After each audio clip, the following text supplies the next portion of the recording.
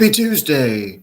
We are on March 18th of 2025, and this is your weekly check-in. And I am streaming on YouTube, Facebook, and Twitch. I hope. I don't know if I'm heard over on Twitch, but I'm over there. So I won't be able to see who's coming and going. So if you are catching me live, say hey down in the comments and I'll be able to see it and I'll give you a quick hey back. And if you're watching the replay, wherever you are, give me a hashtag replay so that I know that you were able to catch this message today. Yesterday I popped on for just a few minutes to tell you about my new offer for Risers in Flight. I'll go ahead and talk about that real quick while I'm waiting for people to get the notifications. I have decided, starting March 30th, that I'm going to open it up to all members of Evolve and Emerge. I'm not going to make it completely public because I just don't have enough space. But for all members of Evolve and Emerge, you will be able to attend any of the Risers in Flight calls, because I am going to post a weekly call link in the Facebook group so that you can tap and join. It's absolutely free to just attend. You can sit in the audience and just watch, absorb whatever we are talking about amongst the subscribers. And there is an opportunity for you to then and there decide that you want to subscribe. And I can send over the link from the call then, and you can go ahead and subscribe. Or if you are just wanting to get a quick read or have a quick question that you want some help on directly from me, you can Venmo, Cash App, PayPal, the amount that I will disclose over in the Evolve and Emerge group. And you will get a reading then and not have to wait and not have to subscribe. If you don't want to subscribe and you just want a reading, you have that opportunity. I call it TikTok style because that's pretty much what it is. So, but I wanted to remind everyone of that offer that I have, and that change that I've made to the membership calls. So if you're interested, be on the lookout over in the group and join us. It'll be March 30th at 1 p.m. That's the next call. And I would love to see more of you there. Now, let's get into my message for this week. Last night, I wasn't able to give the collective reading on the messengers because we had to cancel due to external situations going on. And it was a message that I might have repeated today anyway, just for those who aren't watching the messengers. So I'm going to get right to it. And I took from the Egyptian Book of the Dead Oracle for this particular reading. Once again, if you are watching live, wherever you're watching, throw me a quick hey so that I know that you're there and I can say hey back. And I'm going to get to the reading now. Okay. We're going to start off with Duat. So, how many of you can relate to this? You're being tested in every direction right now. One thing or another keeps happening and popping up. Old things come to mind. Old emotions flare up because they weren't completely worked through. New problems arise. New stressors that you didn't think you'd have to worry about. For many, you feel like you're being torn apart by a jigsaw puzzle machine to have to piece back together. Maybe you are. And that's good news, because you have the opportunity of rebuilding into a stronger, better version of yourself. Taking all the lessons, everything life has taught you to rebuild without those problems. Seems like it's taking forever though, doesn't it? Next up, let's hear from Spell. I want, I wish, I don't want, I never, I am not. All of these are beginnings of spell work that come out of our mouths every day. We forget that when we say something that expresses a desire or defining a situation, we are enforcing it with energies and vibrations that are uttered out of our mouths. Bad enough we have to worry about the thoughts that we think causing us to make the wrong choices. But once we say them out loud, there isn't turning back for a time. All spells are short-lived, unless they aren't. Be careful what you say right now about yourself or your situation. If you see it not changing, then it could be the words you use against it. Choose deliberately what you want to incant into the world, because in some way, it will always come true.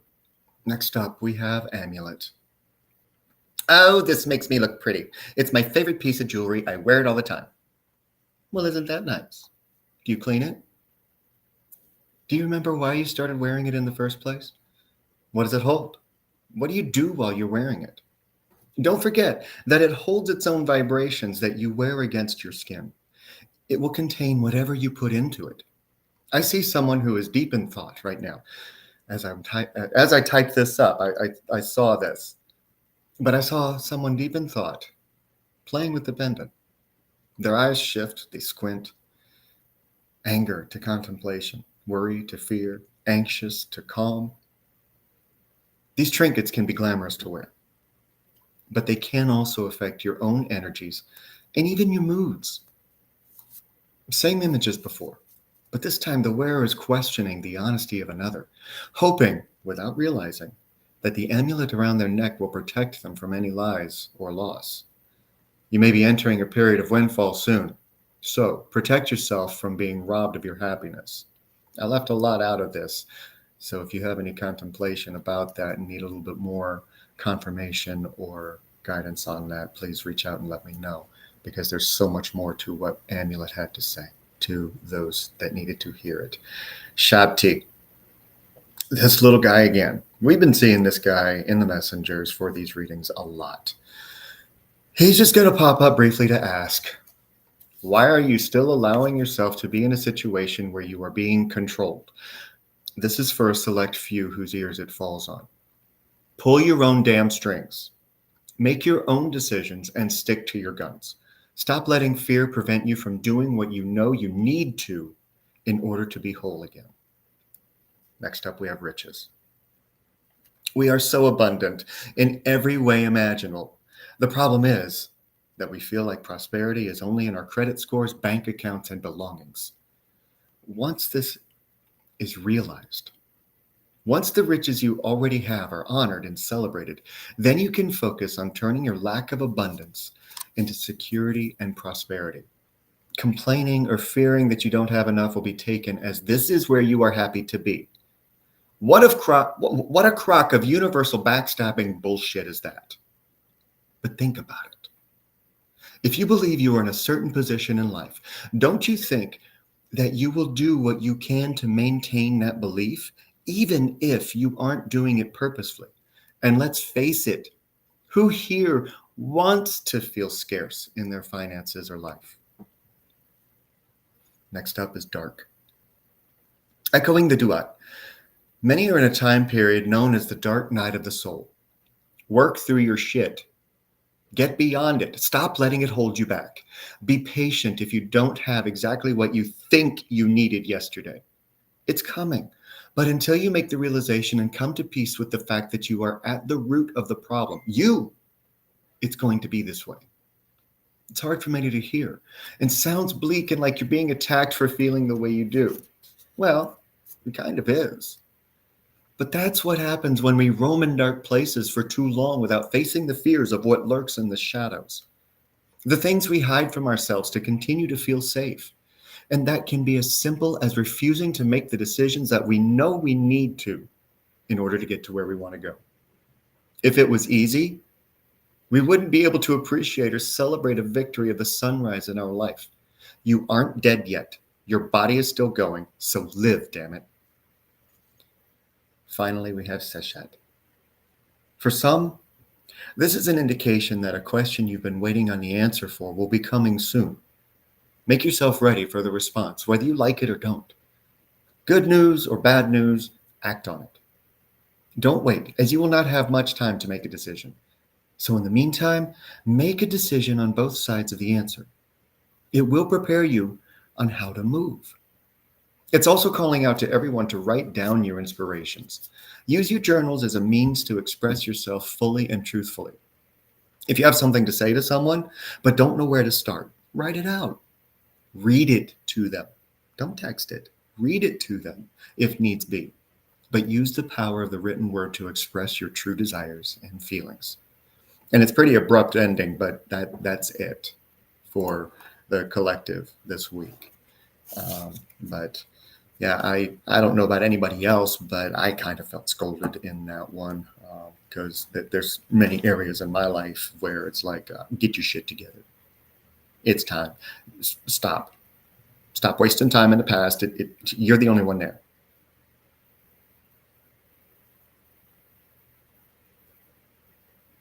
So the other thing I wanted to talk about today, lashing out.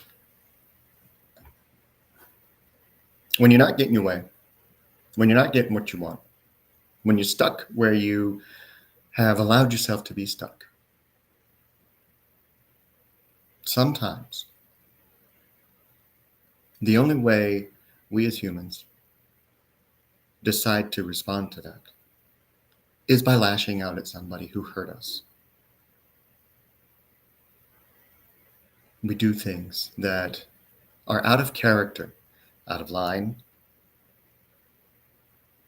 out of compassion, especially to ourselves, because in the long run, we might think that we're hurting somebody else, but we are truly just extending the pain by placing complete blame on the other person, on the other situation, and not holding ourselves accountable, even if we did nothing wrong or think we didn't. Still holding ourselves accountable for the fact that we stayed in that place, in that mental, in that thought process of, well, I'm going to show them how much I hurt by hurting them as much as they hurt me. And I'm going to prove to them that they were wrong for how they treated me. Okay, how's that working out for you if this is where you're at right now? How much of your energy is being placed into revenge, resentment, anger, lashing out? How much of that time is being wasted when it could be spent healing, moving on, being happy again? Think about it. We've all, I don't want to overgeneralize, but we've all done this at some point in our lives. We've all had those moments where we just wanted someone else to feel as bad as we do. And we want to place the blame on someone else for continuing to feel bad. When, my dear friends, continuing to feel bad is no longer on them. For a short time, absolutely. You know, it's normal. I'm not going to sit here and tell you that no. This just happened. Now it's over. No. It does not work that way, because we do need to address, we need to grieve, we need to allow the body to move through whatever pain. I mean, if we were Wolverine and we could get cut and our cells would just regenerate, close the cut instantaneously, we'd be having a different conversation right now, but we're not. That's not it. It does take time. But if you use that time, use that grieving period, filling that void with just more anger, more resentment, more vengeance, that's where you're going to stay. And you're going to stay there until you decide to pull your crown chakra out of your root chakra.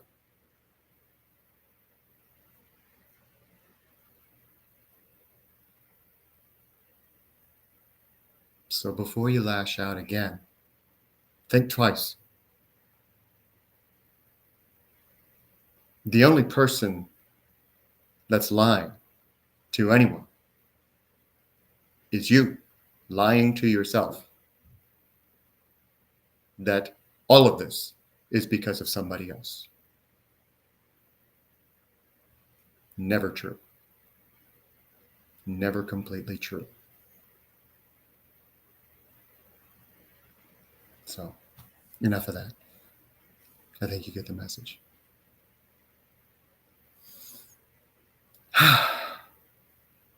Nice cleansing breath after that. I get a little passionate sometimes.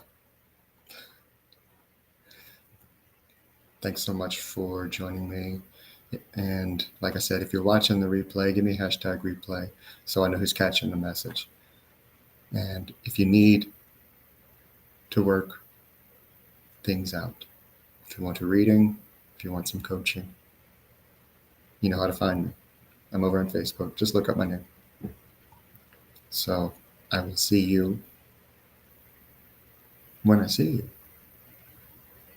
Love you. Love all of you. Because I love all of you. And I'll talk to you next week.